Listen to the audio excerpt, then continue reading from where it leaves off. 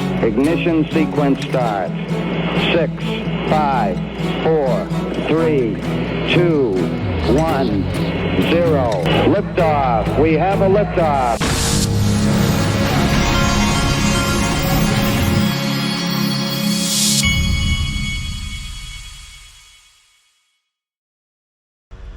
Hey everybody, this is the Digital Asset Investor, and I just got back from going to work out with my son, and let me tell you, I'm hauling this body up out of the cellar right now. Wow, I'm afraid I might be really sore tomorrow. He said that when you first do legs, you're really sore the next day, so tomorrow could be ugly.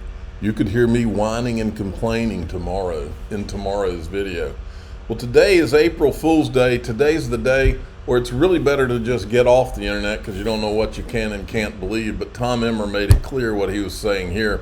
The SEC is a good faith regulator, April Fools.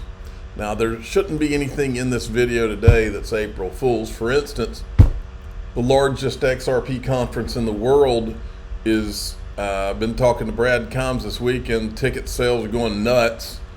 You won't be able to get general admission much longer. VIP is sold out. I think the after party is not sold out yet, but the numbers on that were crazy. So anyway, this is a new XRP Las Vegas commercial Brad Combs just put out.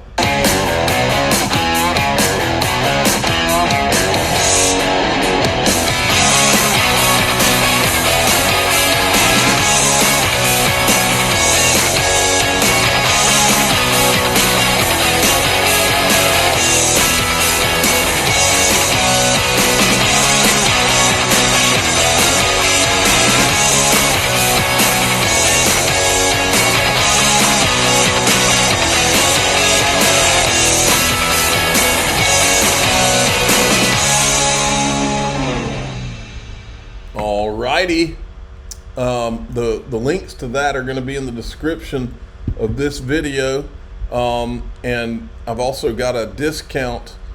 You know what? This guy right here, I'm going to move him to the private group. I'm going to talk about that when we get in the private group because I got something I can probably tell you that nobody knows in the group on that. That's at daixrp.com, where you can also get your discount to XRP Las Vegas.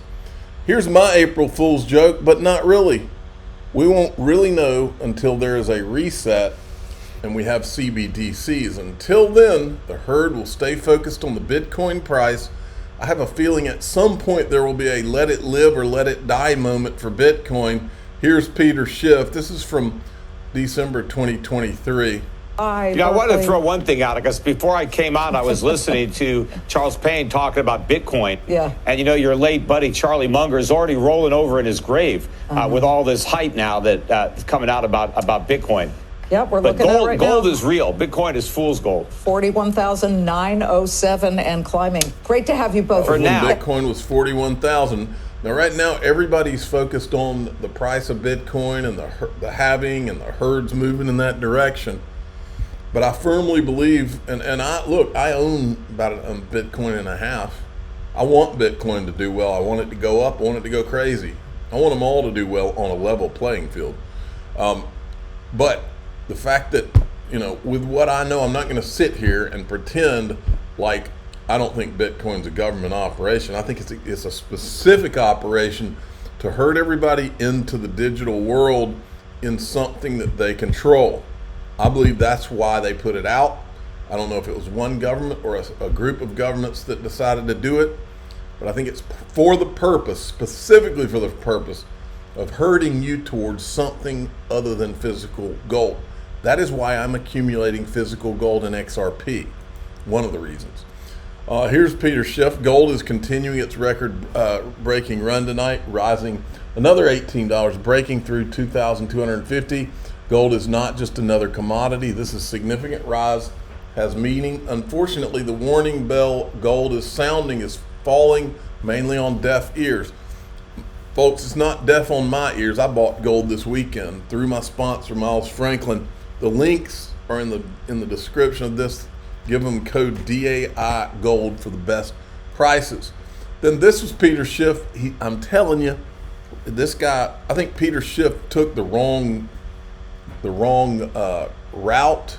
I think a long time ago, Peter Schiff should have done what we've been talking about on this channel. Why not own some gold and some Bitcoin? Because, look, I say it over and over. I think that there's a good chance, most likely, they're going to allow Bitcoin to live. And I do mean allow.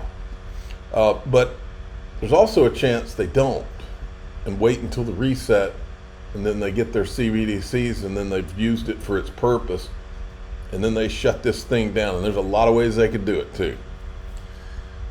For one thing, they could bring out the 4 Satoshis. Once that comes out, you could have a securities lawsuit in Bitcoin and game over, because it's no longer this divine creation that they try to pretend like it is, which it never was.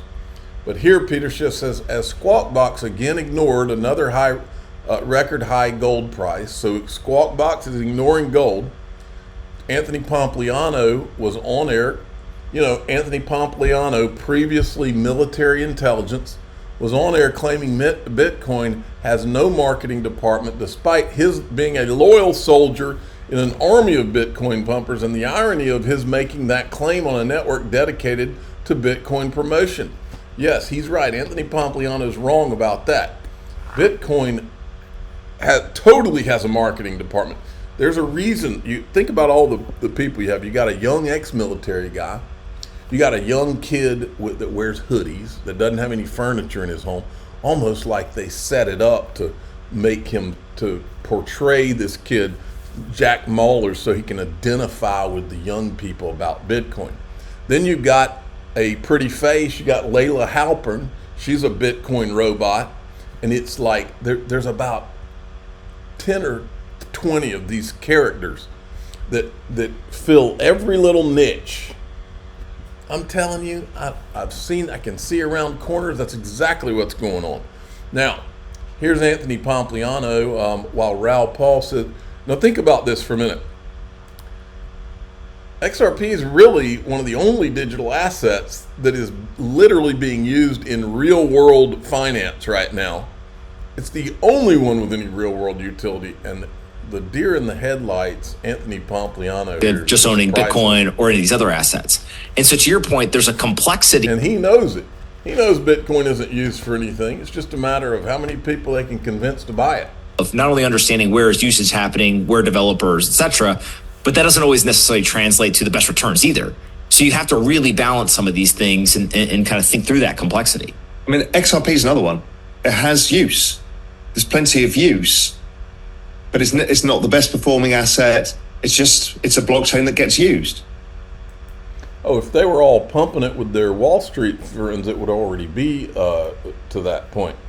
Now, speaking of pumping, there's Laura Shin. Here's Steve Ehrlich. This is the guy that wrote this article about the rise of crypto zombies, and he says this about XRP here. The biggest one that we saw was Ripple Labs, which has a treasury or has about $26 billion worth of a token called XRP held in escrow that will become available over the next few years, that it can just sell into the market as it pleases. So these companies will never have to go, or these foundations or these projects will never have to go to retail markets or anywhere to ask for more money again. They have more money than they could probably spend in a lifetime, so they can just kind of keep persisting, sending out updates and putting out press releases without actually gaining traction. So that's sort of why we call them blockchain zombies. Okay, so but he won't call Ethereum a blockchain zombie, and neither he nor Laura Shin will go and they know that the Ethereum ICO, that the whales were disguised, but they don't do any investigation because they don't want to of Ethereum to find out who the disguised whales are and where the percentage ownership really lies with Consensus, the Ethereum Foundation, Wang Zhang, CCP. They don't want to do any investigation of that to determine whether that ownership is consolidated, making Ethereum the real zombie chain and the real banker's coin. They don't want to do any investigation of that. He just happens to be a Forbes contributor, and she just happens to be a Forbes contributor and a longtime basher of Ripple and XRP. But she will not even have the discussion, nor will he, because these aren't honest people, folks. These people carry a narrative. They're not there to tell you the truth. And that's the fact, Jack. Speaking of not telling the truth, here's the latest. The purge is the key stage in the Ethereum transition that involves the removal of old and excess network history and simplifying the network over time. I'll translate that for you. I'd be purging too if I was Vitalik Buterin and Joseph Lubin, the blockchain equivalent of a document shredding, having Enron flashbacks. Where are the feds? And where are the congressmen? Remember when the FBI raided Enron? They were shredding documents at Enron. That's exactly what these guys are trying to do at Ethereum. They want, it's an important stage in the growth of Ethereum. Yeah, to delete anything you did. Now, here's this. I've been saying it for a while, and they would love to have you be, this is Solana, this is development, this is why everybody's all of a sudden talking about it. Yeah, maybe a little, but that's not what's really going on here. These guys, these people that I don't remember who told me, but when we were uncovering ETHgate, I was told at some point that the biggest concern of all the Ethereum people were that it would force the SEC into turning the spotlight on Ethereum, because there's a lot of bodies buried there. And that's what's going on here. All these people have been pumping Ethereum and all these tokens made on Ethereum. This guy's from the Bankless podcast. And all of a sudden he's jumping ship. He's leaving. Now he's going to go help pump the Solana coin. You know, that same coin that's, I think, crashed, like the network's crashed like 5 or 6 times. Well, I think that all these people and VCs made a decision. All right, we got to find the next thing. The SEC looks like they're coming after Ethereum now. And now you're seeing these people have no shame whatsoever. Speaking of, Solana came up here. This is Mark Yusko, the Bitcoin maxi, who he's on the edge of that crowd. And, God forbid you bring up XRP, but Solana, now that makes total sense. He's falling in line. Each time a real life use case, and that's what I love about your graphic there. Look, meme coins, they're gonna moon, they're gonna crash, they're gonna moon, they're gonna crash.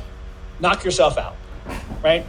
Gambling mostly, maybe a little speculation. There's no investing there. That's not investing.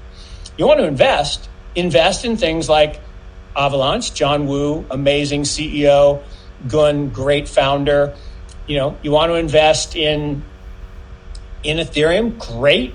Does Ethereum, look, one of the things is, someone asked the question I thought was great. If Sol existed first, would anyone use ETH? No. That's probably the answer, right? The answer? Well, Mark, that depends. If Sol existed first, kind of like XRP, and then Bill Hinman came in and gave Ethereum and Bitcoin a free pass and made sure that people were going out saying, we're shorting Sol because we're worried the SEC will call that a security. Well, then Ethereum may have done better than Sol, even if Sol came along first. That's called regulatory capture, Mark Yusko, but you don't want to talk about that. None of you do. That's what happened here. I'm going to skip this one. This is Warren Davidson. He does have a lot of questions to answer about Ethereum, but I just wanted to move along. I wanted to show you how dirty Senator Elizabeth Warren is. They've put this Ian Kane up. This guy was one of these people. He's like at the city council, I think in Boston. Let's see. Quincy City Council president. Anyway, this is one of those Democrat plants is what it is. They put him there, and he's like this guy that hasn't declared what party he's in. And then they waited to activate this guy when there was a Republican that might run against Senator Warren. They've now activated him, and he is, it says he's going to create a federal campaign committee to run for U.S. Senate. Formal announcement expected later this month. Committee is to get fundraising going. Kane calls campaign a massive undertaking. compares to a high growth startup. So this guy is going to run against John Deet, and this was a setup right here. It was like 9 days after John announced that he was running. All of a sudden, this guy, and all of a sudden he decided he's a Republican. He was like an undeclared guy. I'm going to wait. I'm going to show this in the group and go over this. And here's what else we're going to go over in the group. I've got 2 or 3 guys that are chart guys that are like Bitcoin maxis or just technical analysts. And I'm starting to see a pattern here of a lot of these guys.